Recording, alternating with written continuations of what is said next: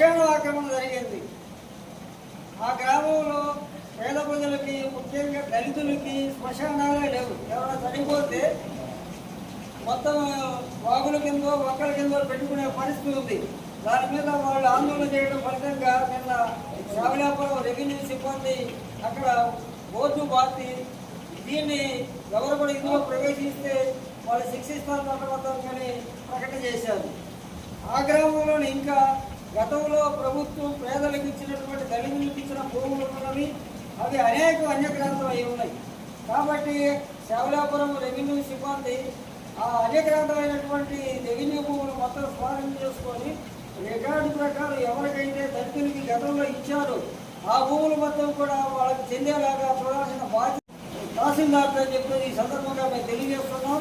ఇంకా చుట్టుపక్కల దాట్లవారిపాలెంలో అయితే వెంకటేశ్వర రెడ్డి ఒక ఆర్ఎంపీ డాక్టర్ సుమారు 200 ఎకరాల పైగా ఆక్రమించాడు. దాని మీద ఇటీవల అక్కడ జరిగినటువంటి కలెక్టర్ గారు ఇక్కడ గ్రీవెన్సీలు పెడితే ఆ గ్రామ దళితులు వచ్చి వాళ్ళందరూ కూడా కట్టి ఇచ్చారు. ఇది కూడా దాదాపు 10-15 ఏళ్ల నుంచి వాళ్ళు తిరుగుతూ ఉన్నారు. కానీ ఏమీ సంబంధం లేదు, ఎలాంటి భూమికి ఊరికి సంబంధం లేని వెంకటేశ్వర రెడ్డి ఒక ఆర్ఎంపీ డాక్టర్ దాట్లవారిపాలెంలో దళితులకు చెందాల్సినటువంటి భూములు కబ్జా చేయడం, దాంట్లో చేపల చెరువులు వేయడం అనేది చాలా దుర్మార్గమైంది. దాన్ని తక్షణమే స్వాధీనం చేసుకొని దాట్లవారిపాలెం దళితులకు ఇవ్వాలని సందర్భంగా మేము డిమాండ్ చేస్తున్నాం. అలాగే నియోజకవర్గంలో వివిధ ప్రాంతాల్లో సుమారు 15,000 ఎకరాలకు పైగా ప్రభుత్వ భూములు ఉన్నాయి. ఇవన్నీ కూడా అనేక మంది రాయపాటి శ్రీనివాసరావు కానించి రాయపాటి సంవత్సరావు కావచ్చు, ఇంకా అనేక మంది ఆక్రమించారు. ఈ చుట్టుపక్కల పొలాపల్లి మండలం కావచ్చు, ఈ చుట్టుపక్కల వీళ్ళందరూ రకరకాల కంపెనీలు పేరు పెట్టుకొని బ్యాంకుల దగ్గర లోన్లు తెచ్చుకొని బ్యాంకులు ఎక్కొట్టి ఇలా లబ్ధి పొందుతున్న పరిస్థితి కూడా ఉంది. దీని మీద రాష్ట్ర ప్రభుత్వం ఒక కమిటీ వేసి ఆ భూములు మొత్తం స్వాధీనం చేసుకొని పేదలకు పొందాలని ఈ సందర్భంగా మేము డిమాండ్ చేస్తూ ఉన్నాం.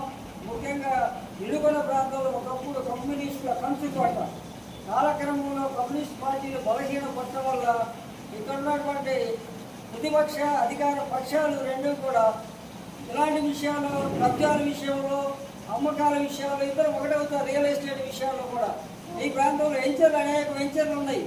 ఆ వెంచర్లు ఒక్కదాని కూడా పర్మిషన్ ఉండదు, ప్రభుత్వానికి సుంకాలు చెల్లించరు, ఆ ప్లాట్లు అమ్ముతారు, అక్కడ చట్టబద్ధంగా ఏమి ఉండవు. ఉన్నటువంటి వాళ్ళు మోసపోతూ ఉంటారు. అనేక అక్రమాలు జరుగుతూ ఉన్నవి.